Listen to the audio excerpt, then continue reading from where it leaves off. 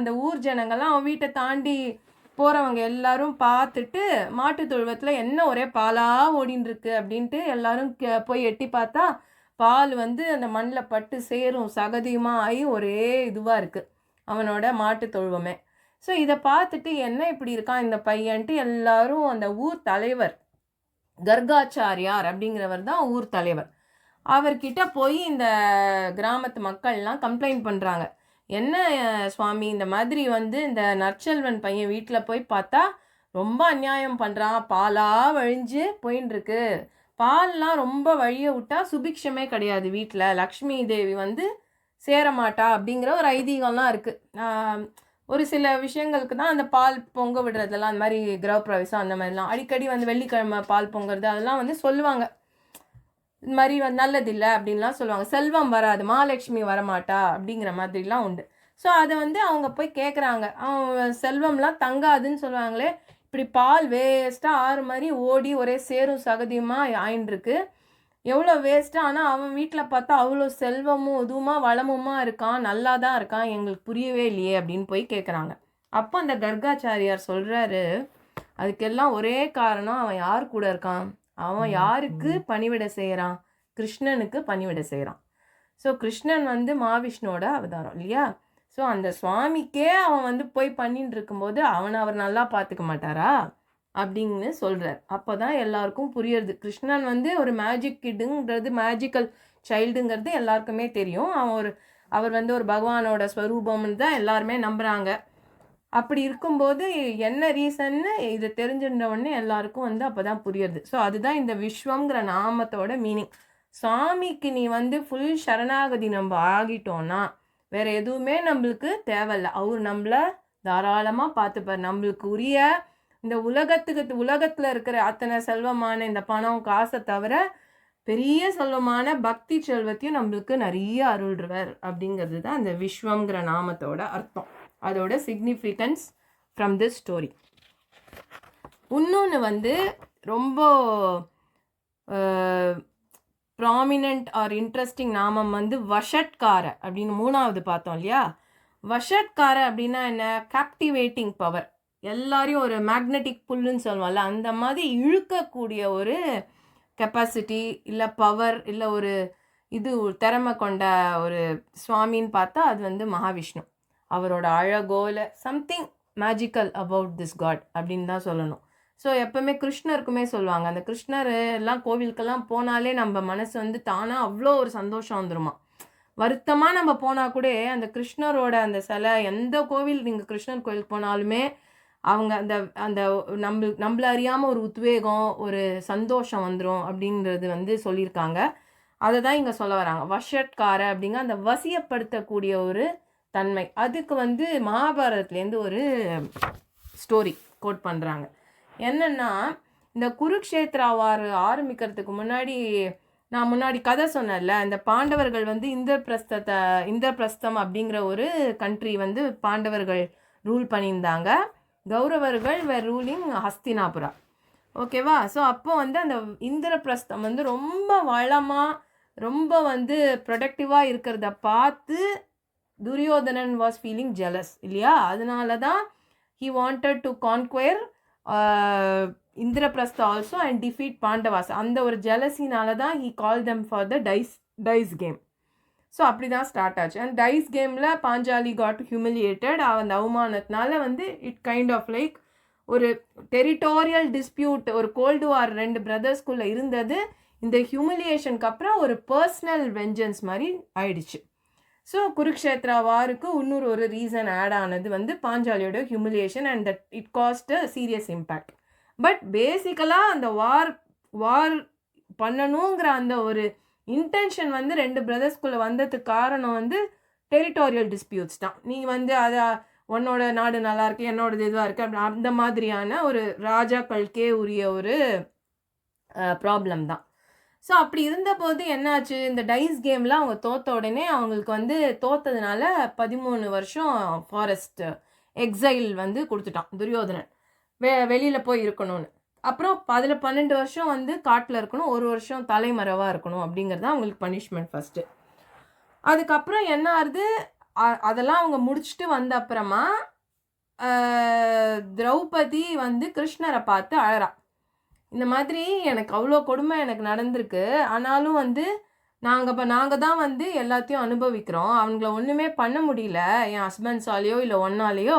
நாங்கள் காட்டுக்கும் போயிட்டு வந்துட்டோம், இன்னமும் அவங்க வந்து நல்லா வாழ்ந்துட்டு அஸ்தினாபுரத்தையும் சரி எங்கள் ராஜ்யம் எல்லாத்தையும் எடுத்து அவங்க வந்து கௌரவர்கள் நல்லா தான் வாழ்ந்துட்டு இருக்காங்க. அப்போது இந்த உலகத்தில் வந்து கர்மாவே கிடையாதா, தப்பு பண்ணுறவங்க தான் நல்லா வாழ்ந்துட்டு இருப்பாங்களான்னு அழறா திரௌபதி.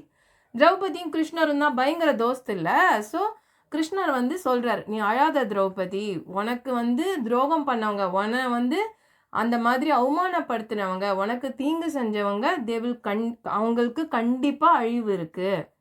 பட் இந்த அழிவு வந்து பாண்டவர்கள் ஸ்டார்ட் பண்ணதாக இருக்கக்கூடாது. குருக்ஷேத்ரா போர் வந்து பாண்டவர்கள் வந்து எப்பவுமே நியாயம் தர்மம் பக்கம் நிற்கிறவங்க.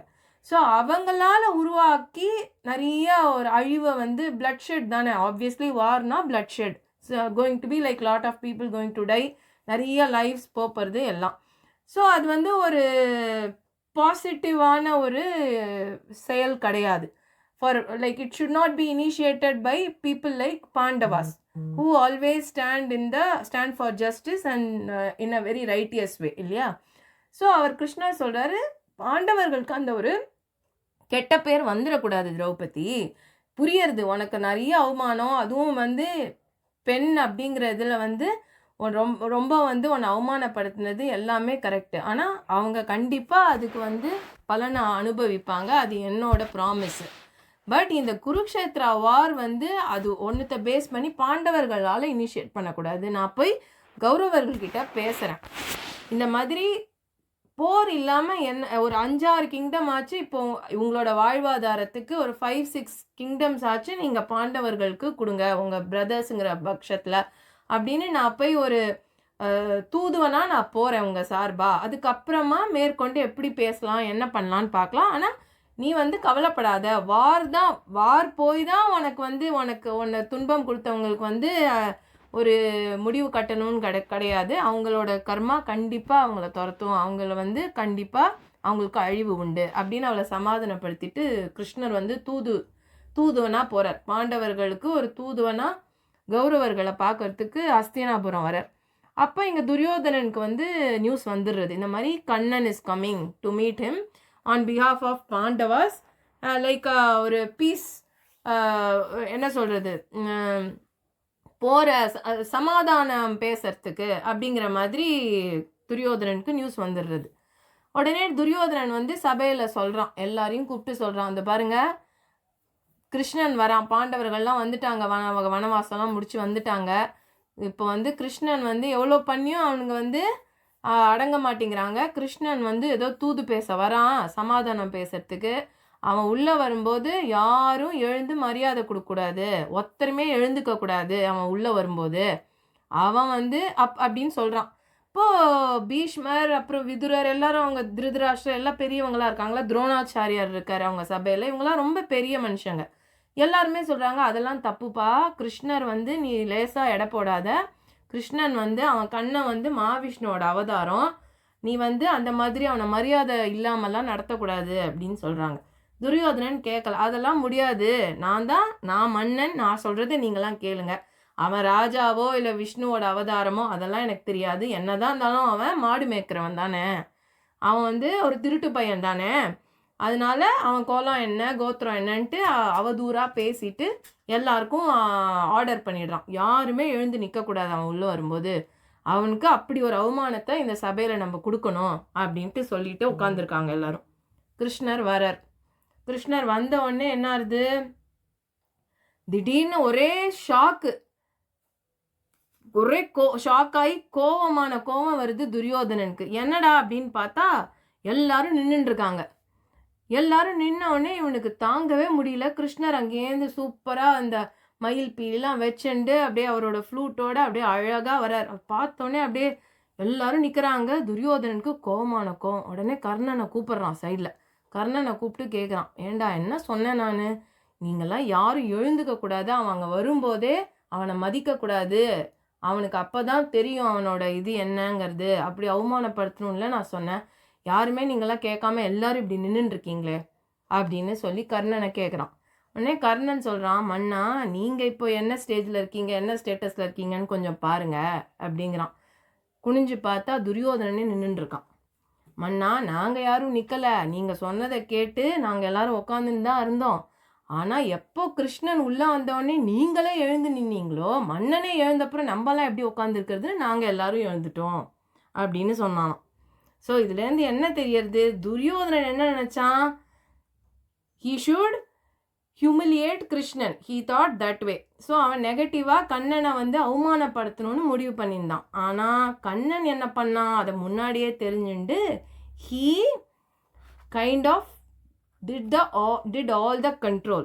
He is the one who is controlling basically. So அவனோட பியூட்டியோ இல்லை அவனோட ஆக்ஷன்ஸ்னாலேயோ he is able to control the actions of everyone. So அவன் ஆல்ரெடி அதை புரிஞ்சுண்டு துரியோதனனையே அவன் உள்ளே வரும்போது எழுந்துக்க வச்சிட்டான்.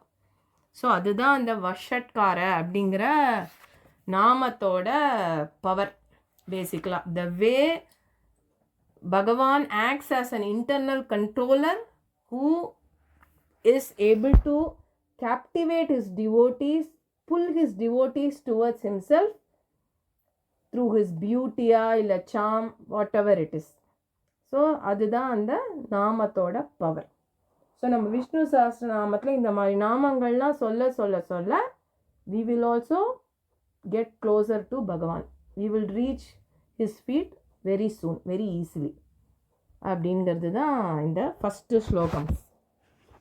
விஸ்வம் விஷ்ணுர் வஷட்காரோ பூதபவ்ய பவத் பிரபு பூதகிருத் பூதபிருத் பாவோ பூதாத்மா பூதபாவனக. ஓகேவாப்பா?